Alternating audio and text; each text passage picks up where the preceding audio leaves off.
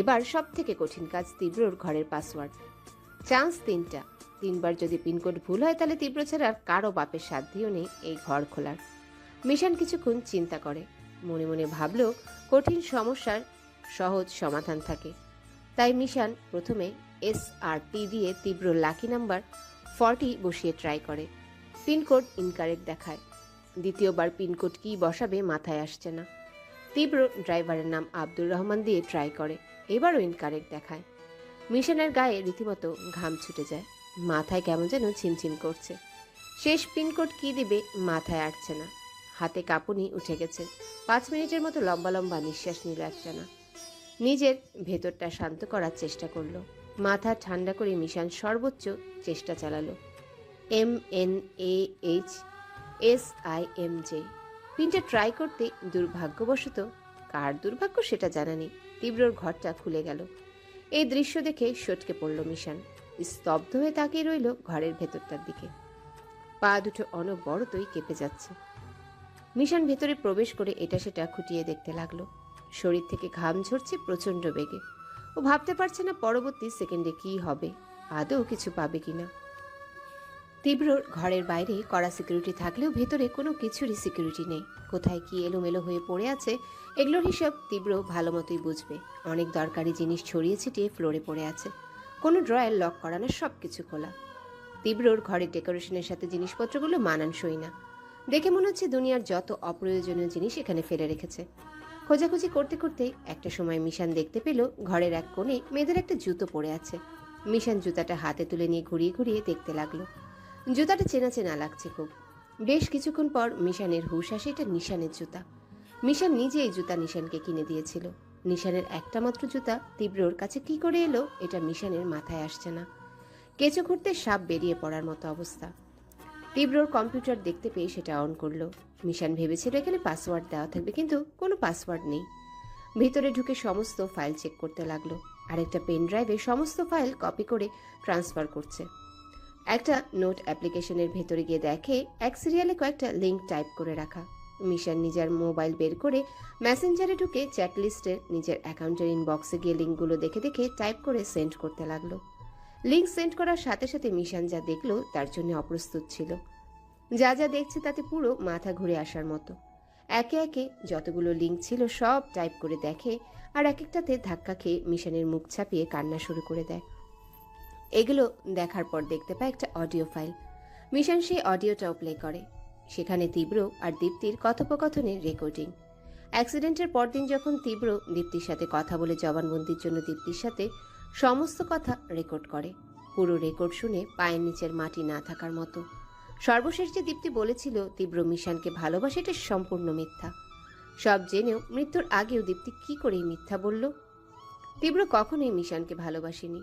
দীপ্তি যেসব কথা বলছিল সেদিন তার পুরো রেকর্ডটা শুনল।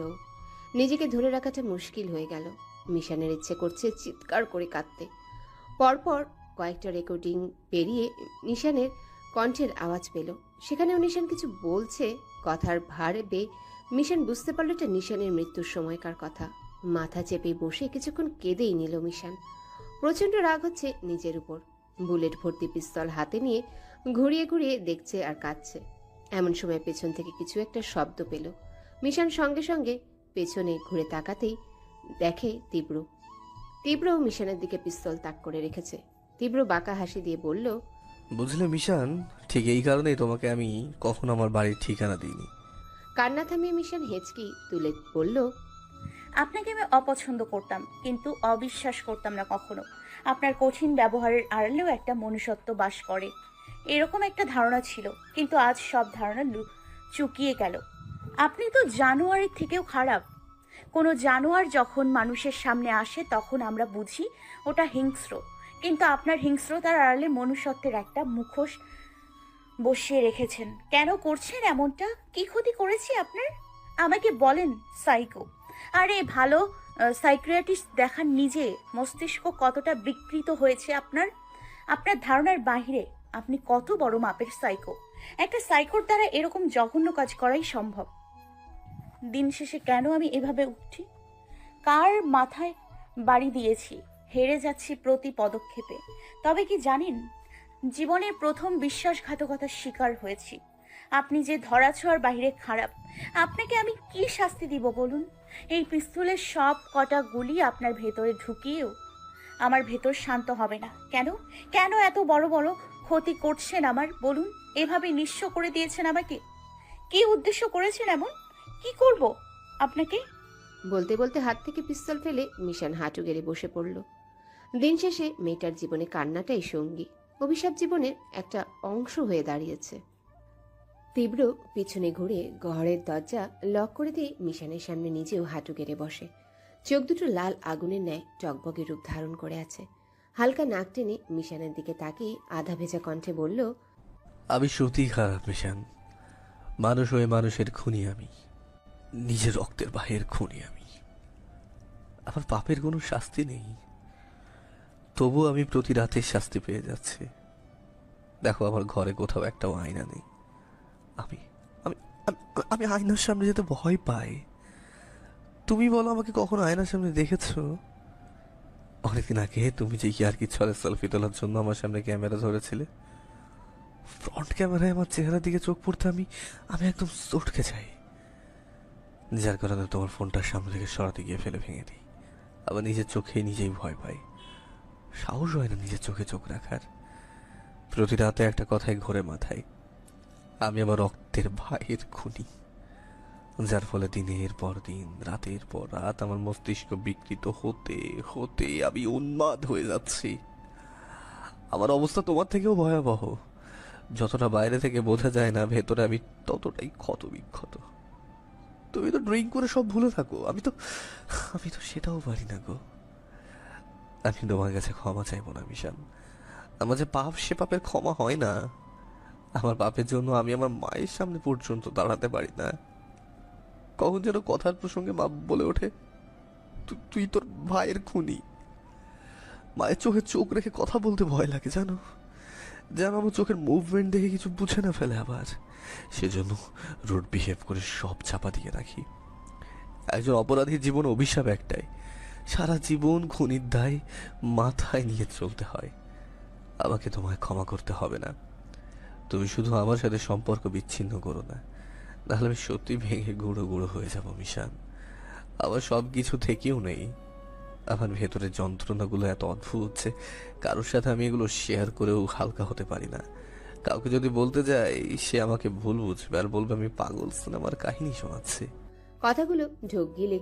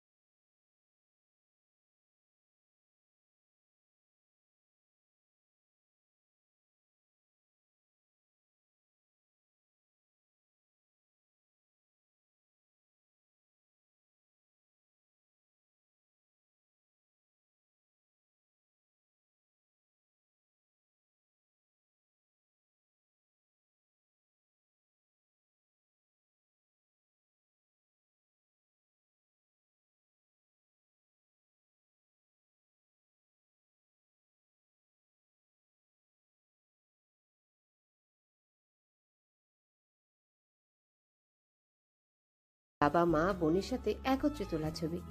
এক ভাই পুলিশ, আরেক ভাই সেনাবাহিনী। দুজনার কাঁধে হাত রেখে পেছনে দাঁড়ানো ওদের বাবা। তিনজনাই তাদের অফিসিয়াল ইউনিফর্ম পরা ছবি। এরকম অনেকগুলো ছবি মিশান দেখতে পায়, যেগুলো দেখে কলিজা শুকানোর জন্য যথেষ্ট।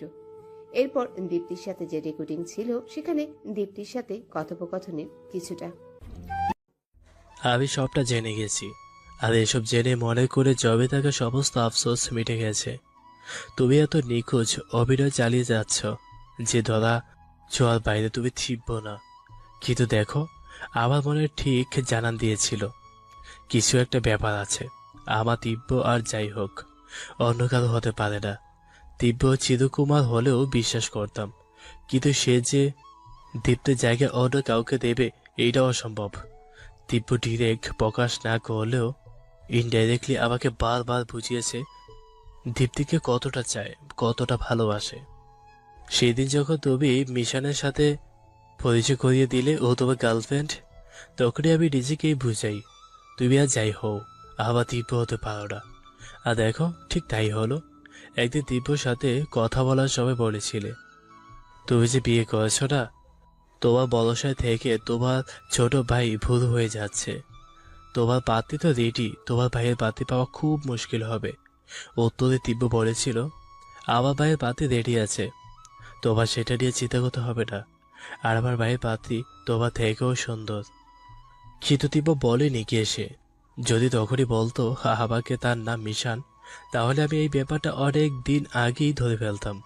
তবে যাই বলো, দেরি করে হলেও সত্যি জেনে মারছি।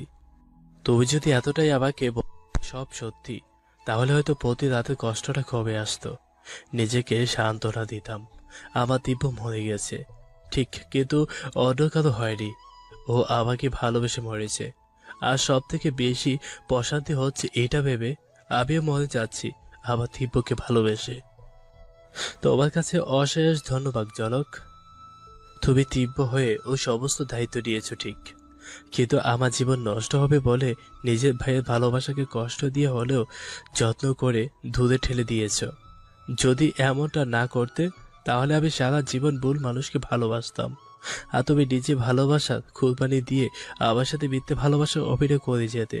তুমি এমনটা করোনি, এতে আমার আর তীব্র ভালোবাসা, তোমার আর মিশনের ভালোবাসা টিকে গেল। সরি দীপ্তি, আমি নিরুপায় ছিলাম। হুট করে যদি তোমাকে আমি বলি তীব্র না, তুমি বিশ্বাস করতে না। সেজন্য আমি তোমাকে এড়িয়ে গিয়েছি। আমি চাইনি ভাইয়ার ভালোবাসার মানুষটা আমার স্পর্শে নষ্ট হয়ে যায়। তুমি সেই বাগানের একমাত্র ফুল, যে বাগান আর ফুলের মালিক কেবল আমার ভাই। আমার এটা ভেবেই কষ্ট কম হচ্ছে জানো দীপ্তি। তোর মরে যাওয়াই শ্রেয়। তুমি বেঁচে থাকলে অন্য কারো হয়ে যেতে পারো। বেঁচে থাকতে আমি আমার ভাইয়ের ভালোবাসার মানুষটাকে অন্য কারো হতে দিতে পারবো না। আমার ভাইও চলে গেছে পৃথিবী ছেড়ে, তুমিও চলে যাও। পরকালে গিয়ে তোমরা এক হও। আমি জানি জনক, তুমি পরিস্থিতির শিকার। আমি তো বললামই সব। তোমার ওপর আমার কোনো অভিযোগ নেই। তবে তোমার কাছে একটা দাবি, তোমার ভাইয়ের অসমাপ্ত কাজগুলো সম্পূর্ণ করো। দেখো, মানুষটার আত্মা শান্তি পাবে। দিব্য তো শহীদ হয়েছে নিজের জীবনকে বাজি রেখে দেশের জন্য, যদিও তার কোনো ফল পায়নি, কেবলই মৃত্যু ছাড়া।